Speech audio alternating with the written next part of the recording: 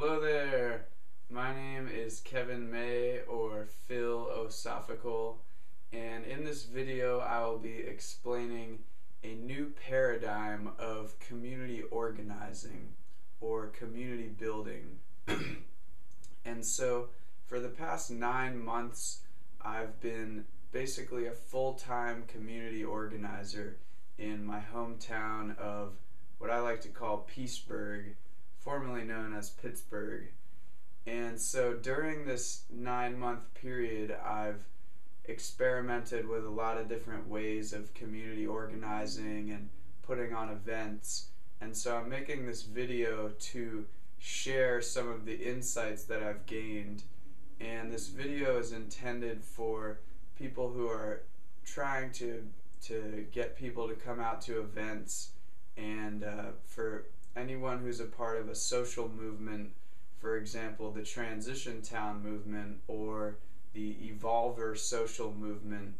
Those are two that I've been involved with within Pittsburgh or Peaceburg. And so I'm going to share 11 key insights that I've gained during these last 9 months. And this is going to be the first video in a series of videos that explains these community building philosophies. I would love to hear any insights or feedback that you have, because this is very much an exploratory process, this new paradigm of community building. So the first insight that I've gained during my time as a community organizer is that it's really key to make friends with as many people as possible and really just get to know them on a friend level. You know, so if you're going to a potluck or something, don't go there with this ulterior motive of, oh, I really want everyone to come to my event. Just go there and try and become friends with people. And then once you're friends with people, it won't seem weird to want them to come to your event or to connect with them on a business level or something like that. So the first key insight is just become friends with people. One great way to do that is just wishing people a happy day of the week. So I start out with Happy Thursday, and that's an easy way to break the ice and make friends with people. So the second key insight is fake it till you make it. And what I mean by that is that so many people think, oh, if I need to be a community organizer, I need to have studied it, or I need to have all these skills and background and stuff. But it's really just a process of faking it till you make it. And if you believe in yourself and your ability to organize events and meet new people, then you will be able to do that. It's really the power of belief. So I encourage you to fake it till you make it and just explore these different possibilities. So the third one is amplifying your community building with media. And so that means, say you have an event, you want to take pictures there, you want to take video, you want to put the word out on the internet and social media, because that amplifies the ripples of your event. And so I've been doing that for the last 9 months just with my little video camera, which I'm using right now. And for example, if we have an event and 10 people show up, we can film the event and show what's happening there, and then we can put it on YouTube, and 100 people can see what happened at the event. And it's just a way of sharing it to a larger audience, and it's kind of like being in two places at once, because you have this database of all the things that you're doing, all this time and energy that you're putting into is not only what you're literally doing in your body in that moment, but you also have this database of videos and pictures that people can see, and that the media ties in with one of these other key insights. So I encourage you to get a video camera or a digital camera and just document everything that's happening in your community, whether it's an Evolver Spore or a Transition Town meeting of some sort. Just document it with media and then hook that up to the internet. So the fourth key insight is just reminding, getting people to come out to your events. It's really key. I've learned that to just keep sending friendly reminders in different ways, and the more directions that people hear about the event, the more they're likely going to come. And so just trying to use as many different strategies. I recommend calling people as the best option. Well, the best option is telling people face to face. The second best is probably calling people, actually talking to them on the phone. Then they're much more likely to come out. Third is emailing. Fourth is text messaging. That's a great one to remind them on the day of the event. So getting everyone's phone number who's in your thing and then text messaging them. People I've found really do appreciate these reminders, so that's definitely helpful. And also on using Facebook and other social media to remind people about events. It's really rare that people will think it's overkill, because I mean there's so much information coming in. You want to just use those avenues to plug your event. So that was number 4, remind. 5 is empower others to give their gifts, and empower others to find a niche within the community, and if they have something that they're really passionate about, like say you meet someone who's a photographer, ask them if they want to bring their camera to all the events and take pictures. And say you find someone who's good at knitting things, figure out a way that they can knit little something or others that that amplify your project. And everyone going along with that, everyone is a participant. That's really a part of this new paradigm of community building, is that there are no observers. You know, everyone has a role to play in this process. So just helping everyone to find their role that they're most passionate about, and helping them to engage in that. So number 6 is remember why you do the work you do. So if you take a step back, it's like, why are we putting on these events, and why are we trying to build gardens in our community? And just really questioning that, putting that question on the table. And for me, I really see it as for the future generations and my children and the children after that.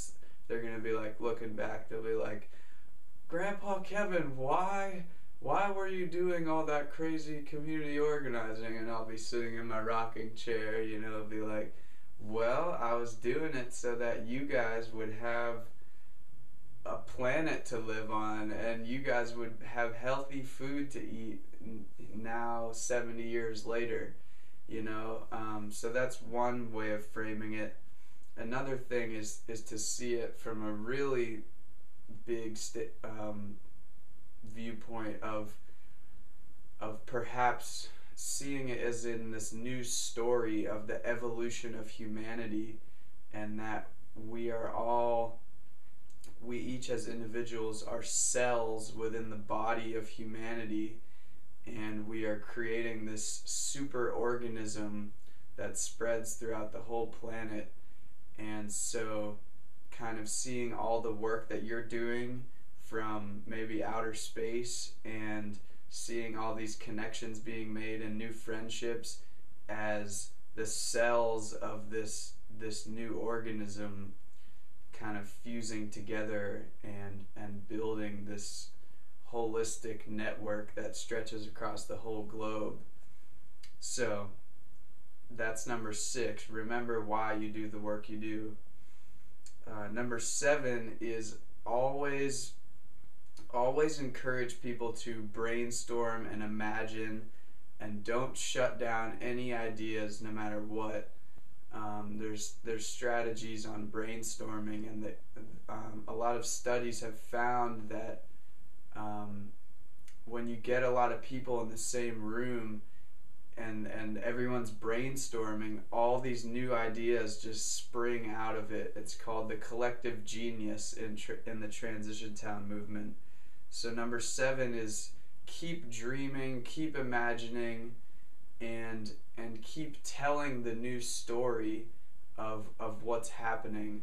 I feel that's really an important thing in this new paradigm of community building, is to be constantly telling this new story of, okay, yeah, we've had all these social problems and people are disconnected and apathetic and stuff, but now we're telling a new story. You know, this is the story of when neighbors shut off their TVs, they come together, they share meals together, they start growing food together.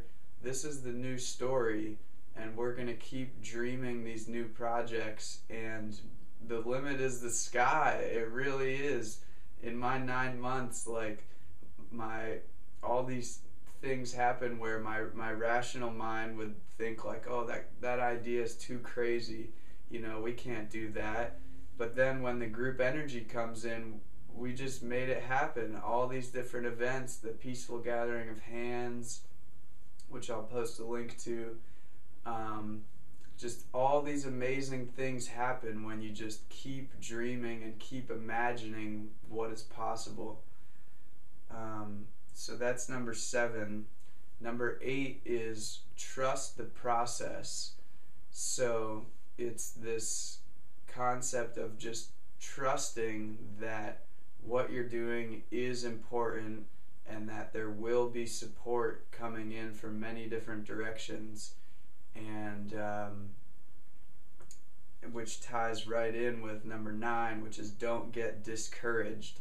So if only a few people show up to your event, or something really seemingly troubling happens, it's this trusting that that's part of the process, and that there are really no mistakes. So these 3 points could all be kind of put together, that there's no such thing as mistakes. There's only takes and non-takes. So basically, this also goes along with fake it till you make it. But to summarize it all, it's just trusting and not getting discouraged when things are tough, and just keep going with the flow, keep inviting people to your event, you know, send a bunch of text messages. Just don't get discouraged, because things will get better, and it often takes those challenges so that we learn the lessons, and then next time we can revise it. So number 10 is always seek balance. Well, this is actually number 11. I kind of jumbled those together. But the last one is always seek balance. And so there's many different things to balance in this new paradigm of community building.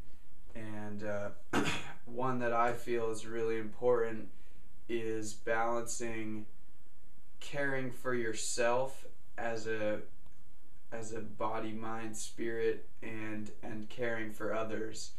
And they're very intertwined, but a lot of community organizers get burnt out because they're constantly running around trying to organize events and they don't take time for themselves. So from a holistic perspective, it's really important and energy efficient to make sure that you're healthy and take care of your own body, take time to do yoga or whatever practice you have to stay healthy. Another thing to keep in balance is being carefree and jolly about deadlines and time, you know, saying like, okay, everyone's running late, who cares, you know, having that as one side of the spectrum, but then also having a space where you can be like, okay, here's the deadline, we're gonna get it done by that deadline and nothing's gonna stop us. So keeping those in balance. Another thing is being calm and cool and collected about like, yeah, this is transition, we're building gardens, you know, it's just the way it is. And then being super passionate, be like, we're gonna build a garden right now, we're gonna do it right here, we're gonna get those people, and then we're gonna put it all together and do that. So having a balance between being super passionate and being calm and relaxed, I think that they're both important, but always having a balance. So those are the basic 11 points of this new paradigm of community organizing that I've summarized so far from my community building experience. So I invite you to share your ideas or feedback on this. It's very much an evolving process, and I'm super excited about it. So just one more time, quick through. First one is make friends with everyone first. Second one is fake it till you make it. Third one is amplify everything with media, pictures, video, social media. Fourth one is feel what, oh, this one I forgot completely. So it's good I'm going over it. Feel what wants to happen and allow or facilitate those things that already want to happen. So connecting organizations that already exist, not reinventing the wheel, but connecting what's already there. So that's a really important one. The next one is remind. So reminding people about events, meetings, things of that sort via face-to-face, email, Facebook, phone calls, text messages. Empower others to give their gifts, and everyone is a participant. Remember why you do the work you do from a larger perspective. Keep dreaming, imagining, and telling the new story. Trust the process. Don't get discouraged. Tied along with that, there are no mistakes. There's only takes and non-takes. And the last one, always seek balance. So thank you for watching. Please share any video responses, comments, questions, and I'm working on creating a new website called Pioneers of Reconnection, which will be very tied into all of this new paradigm of community building. So very excited about that, and have a beautiful day.